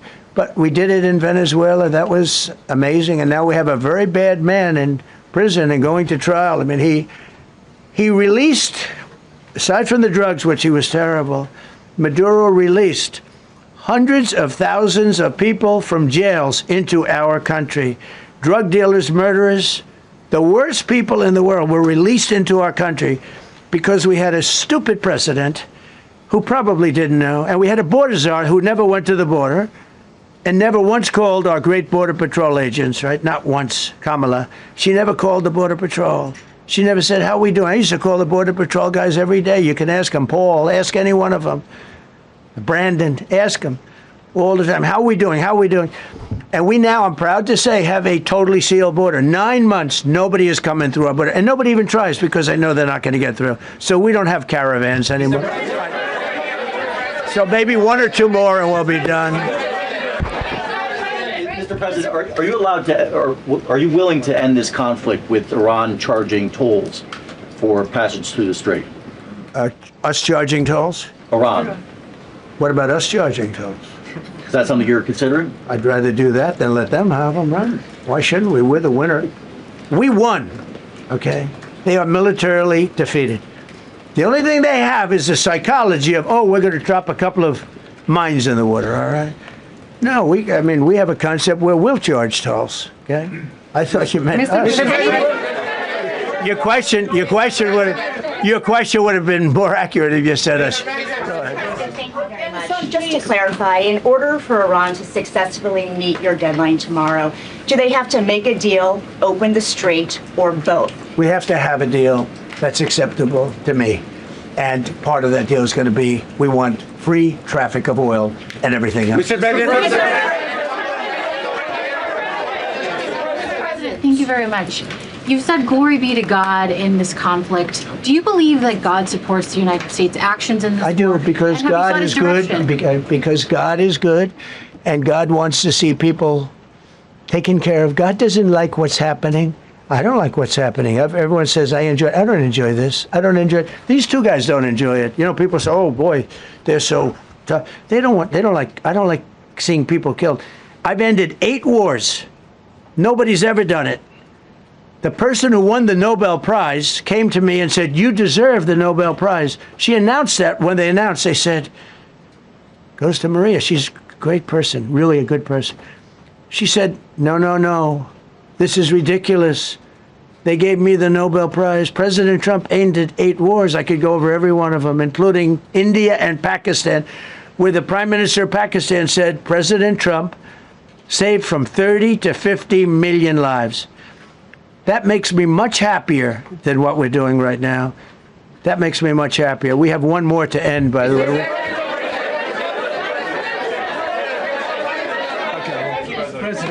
You called yesterday in your Truth Social, you called the Iranians crazy bastards. True. What is your response to critics who say that... I don't care about critics. What is your response to critics who say that it is your mental health that should perhaps be examined as this war continues? I haven't heard that. But if that's the case, you're going to have more people like me, because our country was being ripped off on trade, on everything, for many years until I came along. So if that's the case, you're going to have more people. Dasha, go ahead. Dasha, go. You said that very little is off limits in Iran as far as targeting, including power plants, bridges. You've mentioned those. Very little is off limits. Are there certain kinds of civilian targets, though? I'm thinking schools, I don't want to tell you that. I don't want to tell you that. We have a plan, because of the power of our military, where every bridge in Iran will be decimated by 12 o'clock tomorrow night, where every power plant in Iran will be out of business, burning, exploding, and never to be used again. I mean, complete demolition by 12 o'clock. And it'll happen over a period of 4 hours if we wanted to. We don't want that to happen. We may even get involved with helping them rebuild their nation.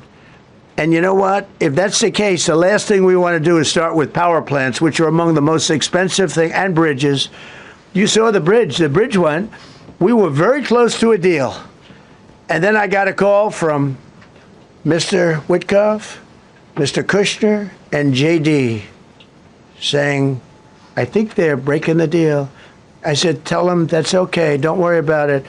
But tell them to look out their window and watch. And within 45 minutes, I gave the order to knock out the biggest bridge.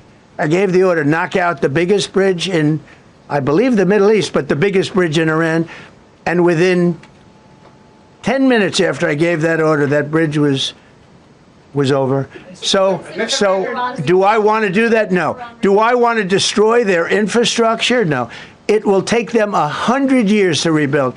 Right now, if we left today, it would take them 20 years to rebuild their country, and it would never be as good as it was. And the only way they're going to be able to rebuild their country is to utilize the genius of the United States of America. You voiced your displeasure with NATO in the past. Is there a danger to the U.S. not being the de facto of the leader of the alliance, and then other powers within the alliance then getting the decision making when it comes to wars and nuclear weapons? No, it's not a danger. Look, we went to NATO. I didn't ask very strongly. I just said, hey, if you want to help, great. No, we will not help. I said, that's all right. You don't want to help? Because I've always said NATO's a paper tiger. See, NATO's a paper tiger. Putin's not afraid of NATO. Putin's afraid of us, very afraid of us. And he's explained it to me a lot of times. I got to know him very well. I know him very well. NATO's a paper tiger. NATO is us. And when we needed them, we didn't need them, by the way. We didn't need them, obviously, because they haven't helped at all. Just the opposite. They've actually gone out of their way not to help. They didn't even want to give us landing strips. Think of it. And it's not just NATO. You know who else didn't help us? South Korea didn't help us. You know who else didn't help us? Australia didn't help us. You know who else didn't help us? Japan. We've got 50,000 soldiers in Japan to protect them from North Korea. We have 45,000 soldiers in South Korea to protect us from Kim Jong-un, who I get along with very well, as you know. Do you notice he said very nice things about me? He used to call Joe Biden a mentally retarded person, okay? So don't tell me about your stuff. Joe Biden, he said he's a mentally retarded person. He was so nasty to Joe Biden. It was terrible. But to me, he likes Trump. And do you notice how nice things are with North Korea? It's very nice. But we have 45,000 people, soldiers, in harm's way, and right next to Kim Jong-un with a lot of nuclear weapons. 45, which should have never happened if a certain president, I'm not going to mention this president because I happen to like him, believe it or not, but if a certain president did his job, Kim Jong-un would not have nuclear weapons right now. But they're all afraid to do their job properly. But just to conclude and just to finish, Japan didn't help us, Australia didn't help us, South Korea didn't help us, and then you get to NATO, NATO didn't help us.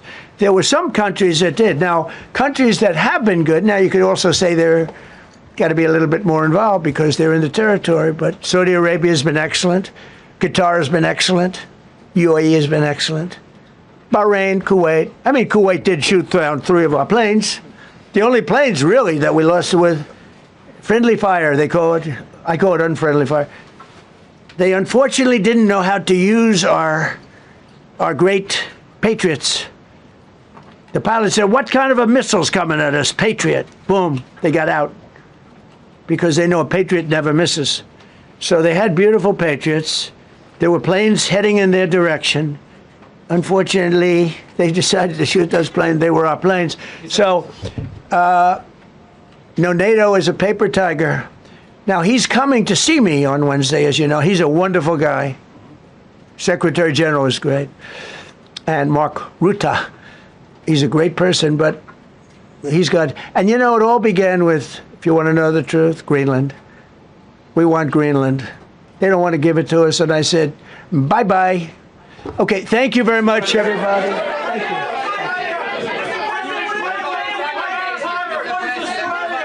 What about rising gas prices for Americans who are concerned? General King, how are you?